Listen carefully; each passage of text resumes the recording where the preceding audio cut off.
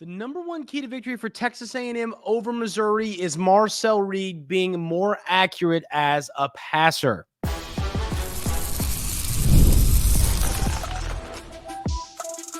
You are Locked On Aggies, your daily podcast on the Texas A&M Aggies, part of the Locked On Podcast Network, your team every day. Welcome on into Locked On Aggies. I'm your host, Andrew Stefaniak. Thanks for making Locked On Aggies your first listen every single day. Today's episode is brought to you by our friends over at FanDuel. Place your first $5 bet, and you'll get started with $200 in bonus bets guaranteed. Visit FanDuel.com to get started. So, ladies and gentlemen, today we're going to talk about some keys to victory for Texas A&M over Missouri, what you'd have to do to win and what you'd have to do to lose the game. We're also going to talk about why the bye week is coming at a really, really convenient time for this football team. Those are going to be the conversations on today's episode. But like I said, to start the show off, the number one thing that I am paying attention to in this football game for Texas A&M, and the number one key to victory, is Marcel Reed being just a little bit more accurate as a passer. We know what he can do with his legs as a quarterback. He is really, really dominant with his legs. I think they have great plays in the book for him to use his legs. I think he knows when to bail from the pocket and use his legs. He's been really good at that so far during his time as the starter at Texas A&M. Now, there have also been a few passes he's made where you go, man, this kid's got a cannon, or man, what a throw from Marcel Reed. There's been a lot of that in his early career as the starter. I mean, Marcel Reed just through a handful of starts already has 585 passing yards. He's got 230 rushing yards. He's got 6 passing touchdowns, 2 rushing touchdowns. He's been really good. He's taking care of the football. He's been great. The issue has been there's been a few passes, not a lot, a few passes that a Division I quarterback should make. And I think he started against Arkansas, Florida so far. And then, of course, he also started the game against Bowling Green. So he's played 3 games, basically. He obviously played Oklahoma State last year. So 4 total games. And he hasn't played a Missouri quite yet. Arkansas, fine football team. Florida, football team, whatever. But still, I mean, SEC games. Found a way to win those games with a few inaccurate passes. I think that if Marcel Reed is able to fine-tune his passing just a hair and just be a little bit more accurate, he's going to be really, really good on Saturday. And I kind of think this is going to be that game for him. I've said it. Texas A&M, I believe, is going to win this football game. I think that they are. And to do so, Marcel Reed has to play his best game yet as the starter at Texas A&M. So for him to do that, we know what he can do with his legs. We know what he does with a good chunk of his passes. Now it's going to be about, can he make a more consistent, can he pass accurately more consistent? That's what's going to be the question mark in this game. I think he's going to do it. I talked about that a little bit yesterday. I think he's going to be really dialed in this game. I think he's going to win the quarterback battle against Brady Cook. But to do any of that, he has got to find a way to be more accurate as a passer. And I think he's going to do that in the game. I think he's been a little bit better game by game. He's had a few where you go, every game. But I think he's starting to finally figure it out and dial it in. And I think Marcel Reed has his best game as Texas A&M's quarterback in this matchup against number 9 Missouri. My next key to victory, and it's cliche, but I think in this game more than anything, it's going to matter, and that is winning the turnover battle. Texas A&M's done a really good job of winning the turnover battle. I mean, against Arkansas, it was 3-0. You win it there.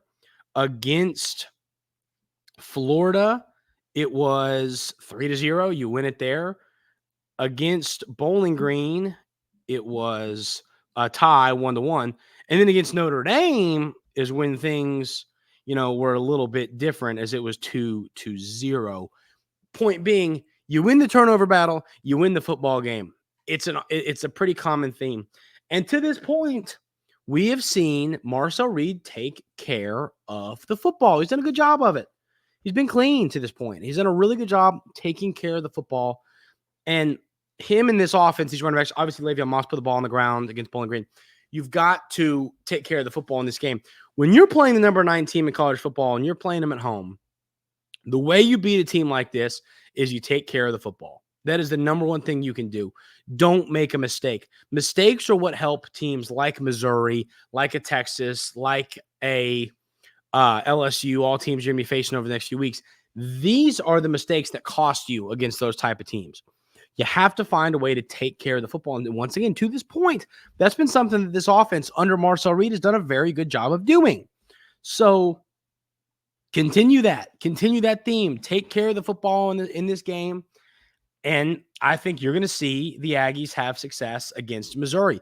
But if you lose the turnover battle, and especially if you lose it substantially, I mean, if it's 3-1 or you turn the ball over 3 times, they don't turn it over at all, you're going to lose this football game. That's just the reality. You've got to take care of the football again in a game like this against a really good team. When you're playing a team like Missouri, who's a really good football team, got to take care of it. That's what this offense is going to look to do. And that's why this defense is going to look to turn over Brady Cook and the Missouri Tigers. So we'll see if they're able to get that done. You know, Missouri's been they're a veteran team. They are an older team. I'm just telling you, this is a team that takes care of the football. They do a good job. I mean, to this point right now, you got 1 interception, and I mean, they've done a good job of taking care of the football. So winning the battle of turnovers in this game is going to be tough, but doable. So that's something I'm monitoring here as well. I think you need Le'Veon Moss to go over 100 rushing yards. And it's funny because when you talk about Texas A&M's offense, we're often talking about what Coach Klein wants to do offensively. And what he wants to do offensively is run the football. That is what he wants to do. He is out there hoping to run the rock as much as possible. And, you know, when you see him, this offense is going to run the ball a ton. We know that. When they're doing that, you got to see results, because here's the deal. They're going to do it regardless. I mean, Coach Klein's proved, hey, I don't care if we got nothing going on the ground. We're going to keep running the football. So you want to see results come from those runs, because they're going to run it. You need results to come from it. I think Le'Veon Moss needs to go over 100 yards in this football game. You know, so far on the year, Le'Veon Moss has been really good. He had 117 yards in the games that have really mattered the most. He's been his best. I mean, 110 yards against Florida, 117 yards against Arkansas. So far in SEC play, he's over 110 yards in both matchups. I think he's going to be able to do the same here against Missouri. So that's what you need to see Le'Veon Moss do. You need to see him continue to pound the football. You need to see him continue to move the ball with, you know, his legs. You need to see him have a good yards per carry. I mean, on the year so far, his yards per carry has been really good at 6.2. You want to see that continue. So I'm definitely excited to see what Le'Veon Moss is going to do in the most important game of the season to this point. And I think he's going to have a good showing. So I'm really anxious to see what he does in this football game. We have some more things to talk about. You got to see Texas A&M's receivers get open. You got to slow Luther Burden. You got to score touchdowns and not kick field. There's a lot of keys to victory that we're going to talk about coming up right here on Locked On Aggies. But first, we'll talk about our friends over at FanDuel. What do we got coming up tonight, ladies and gentlemen? Well, none other than Thursday night football. Should be a good game between the Falcons and the Tampa Bay Bucks. Who's going to score the first touchdown? I mean, there's a lot of fun stuff you can go over there and bet on. Does Baker Mayfield stay hot? What happens in this game? I'm definitely anxious to find out. I told you all, me and all my buddies like to do the first touchdown score for Thursday night football. We'll do the same tonight. Obviously, I'm out of town, but we'll have a little phone meeting and decide who we think it's going to be. My buddy Mike has already said Bijan, who is going to be. Leave in the comments. I'll share y'all's thoughts, but there's no better place to go bet on all this than over at FanDuel. Hey, NFL fans, you can start the season with a big return on FanDuel, America's #1 sportsbook. So when you get a hunch in the middle of the game, you can check out the latest stats, view live play-by-play, and so much more on the same page where you place your bets. You'll get started with $200 in bonus bets guaranteed when you place your first $5 bet. That's FanDuel.com.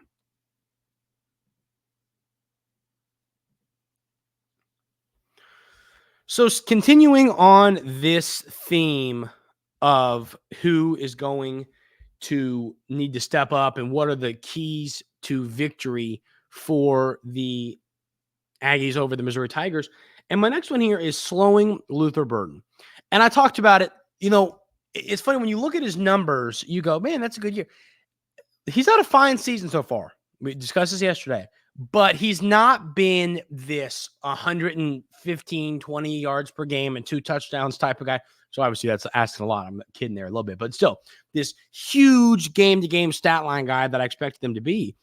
I mean, I'll pull up these numbers one more time for reference, but on the season, Luther Burden has 257 yards, 4 touchdowns. He also has a touchdown on the ground, 21 rushing yards. But still, I mean, 257 yards through 4 games is really not where I would have expected him to be. I would have expected him to be around 400. I mean, I was expecting him to be about 100 yards per game type of guy. So, I mean, he's not far. It's not like he's at like 110 yards and you're going, man, what happened to him? I mean, he still had a fine year. But he's due for a really, really, really big game. And I know he had a huge game. He had 2 touchdowns against Vandy. He had 117 yards and a touchdown against Boston College. He also had a rushing touchdown against Buffalo. I mean, they're going to find a way to get him involved. He's too good of a football player to not get him involved. But, I also look at this and I say, you got to find a way to slow him down. Because if he has his, there he is. There's the Luther Burden we thought would be here, and he goes 13 catches for 210 yards and 2 touchdowns, you're probably going to lose this football game. That's just the reality. You can't let him do that. Now, part of the issue with playing this Missouri team is they have a lot of really talented receivers. You got to think about Weiss. I mean, there's a lot of guys. It's not just Luther Burden, and that's the issue. So it's hard to stop a whole bunch of guys. It's like, well, let's blanket Luther Burden. Sure. Well, then they got really other really good guys as well. I mean, you can't just focus on him. That's a problem.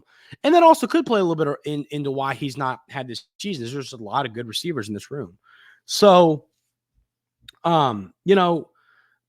he's the guy you can't let him have his, here he is. Here's Luther Burden. You can't let him have that game in this setting. You can't let him have that type of game here. So, that's, I think, the number one defensive key is make sure that you don't let Luther Burden have his, here I am, I'm still Luther Burden type of game.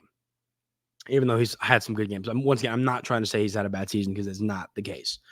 I think Texas A&M's receivers, you need to help Marcel Reed out a little bit. The receivers need to be open. I mean, it's a lot harder to throw into a window when there's not a window. You know what I mean? It's hard to throw into a concrete window. That's just the reality. And when these receivers aren't getting separation, it's not easy for Marcel Reed to find open targets. Or if he does, or if he finds someone with half a step, I mean, not real separation, that's when you see turnovers happen. So you need these receivers to get open. I mean, Noah Thomas had a really good football game against Arkansas. And I think you really want to see him build off of that. He needs to find a way to continue to play well. He needs to end up being the alpha dog of this wide receiver room, and I think he's capable of doing that. I mean, during the offseason, we continued to say time and time again, who's going to be the guy in this receiver room? And we never really seemed to know an answer. It was, well, could it be this guy or this guy or this guy or this guy? It might be Noah Thomas, and our opinion changes week by week, but I think Noah Thomas is right now the answer that makes the most sense. So go get open. Go stack good performances. I would love to see that from this wide receiver room. I would love to see stacked, solid performances. The next thing in here I have, and this is a pretty normal Andrew Stefaniak Locked On Aggies key to victory, but it's an important one. You got to score touchdowns, not field goals.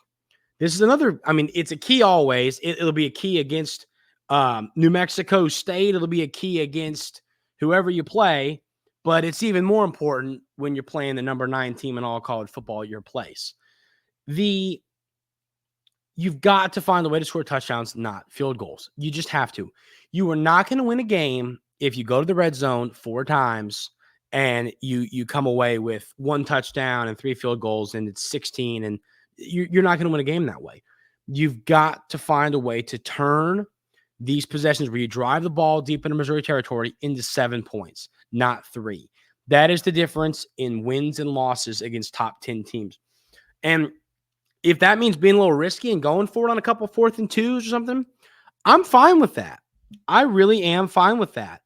I think that if you want to go for it in spots like that, do it.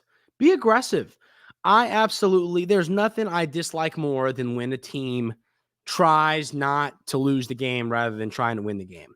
And what that means is you got 4th and 1.5 on Missouri's 16, and we're going to kick the field goal. Like, no, I think you need to be aggressive. If you want to pull off an upset and beat a top 10 team at home, you need to be a little risky. So I'd like to see risks like that taken, and risks like that.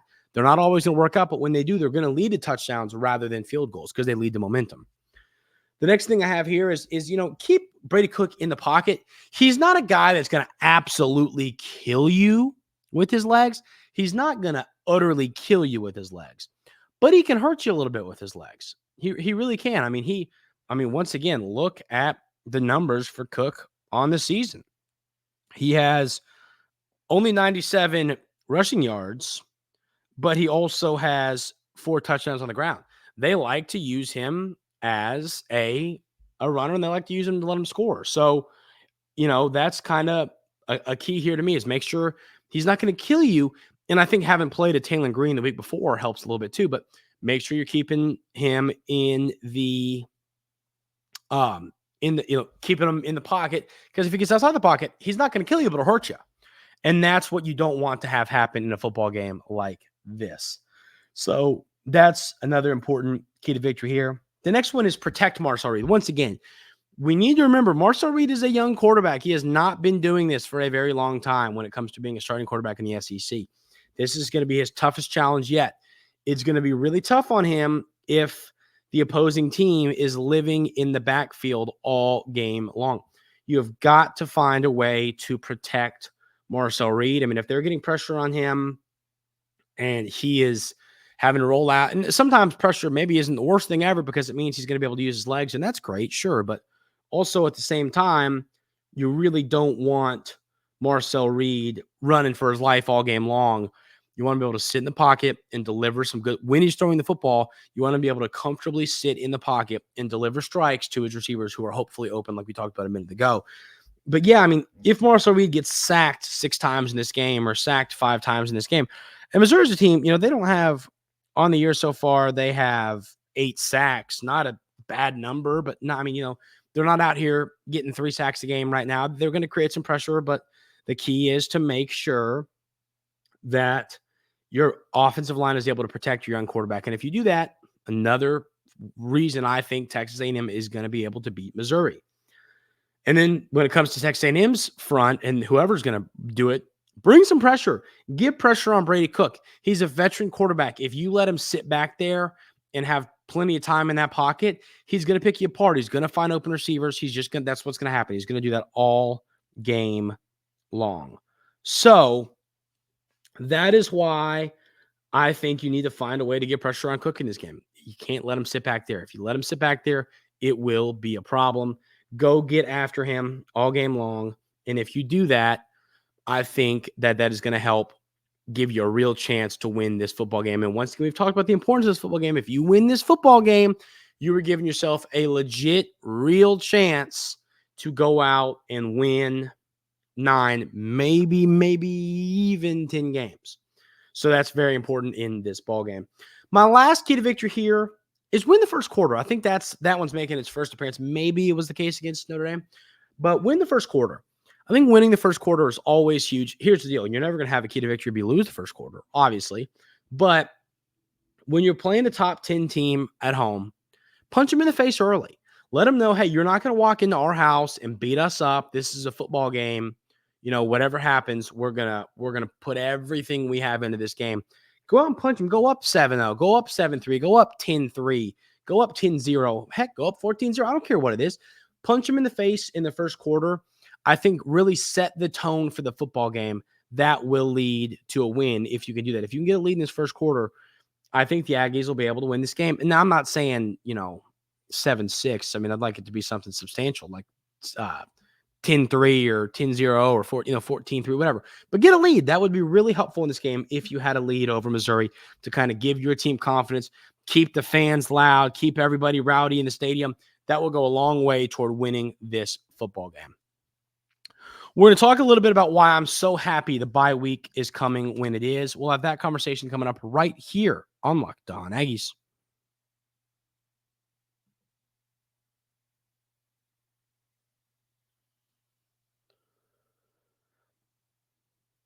So the bye week, of course, after this game against Missouri is coming up for the Aggies.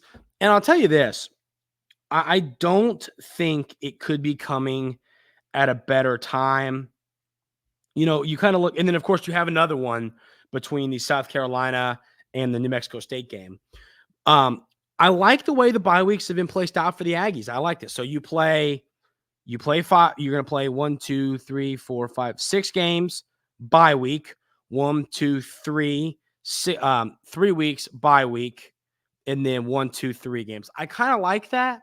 You're kind of getting the hard part of your schedule out of the way early. And then some of your important games, LSU and Auburn and Texas, that down the stretch, you'll have bye weeks, be able to kind of get healthy and get yourself, healthy. That's really, get some rest, get off the field for a little bit and get back mentally in the right spot. There's just a lot that comes good from a bye week. So I think that, first of all, if you win this game on Saturday against Missouri and you go into your bye week 5-1, you're feeling really, really, really good about where you're at. So I think that this you have an opportunity to do something really cool here. If you can win this football game and go into the bye week 5-1, 3-0 in SEC play, your only loss coming against a really good Notre Dame team. That is the importance of this football game. So bye week's coming at a great time. The Aggies have got to find a way to go to win this game and head into that bye week with momentum. Then you play Mississippi State, and then you're back home against LSU in another huge pivotal game on this schedule. That's going to do it for today's episode of Locked On Aggies. Thank you all so much for being here every single day. Really, really appreciate it. Hope everyone has an absolutely awesome rest of their day today. Enjoy Thursday Night Football. Once again, leave it in the comments who's going to score the first touchdown. I'm curious to hear y'all's thoughts on that. Have a great rest of your day today, and we'll see you on Friday right here on Locked On Aggies.